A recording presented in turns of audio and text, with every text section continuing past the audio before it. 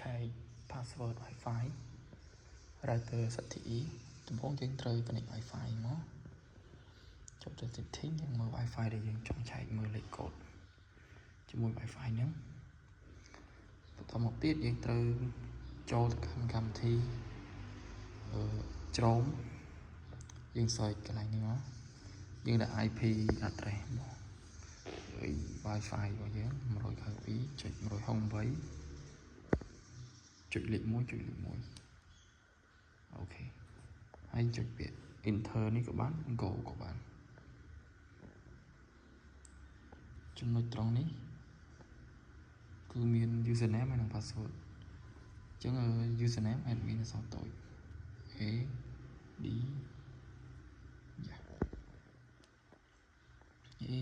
m i n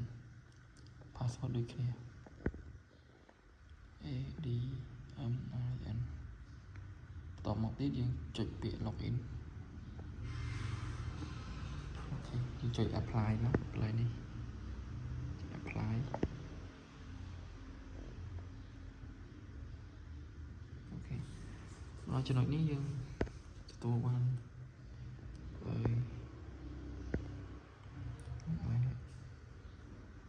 នេះឈ្មោះរបស់យើង 2G នេះ 5G អញ្ចឹងបើយើងចង់ឃើញ password គឺយើងចុចកន្លែង I នេះមកកន្លែងភ្នែកចុចមកឃើញ password របស់យើងខាងក្រោមដូចគ្នាបើថាយើងចង់ដូរយើងคลิกកន្លែងណាមួយទៅយើងដូរទៅហើយយើង finish នេះទៅរួចរាល់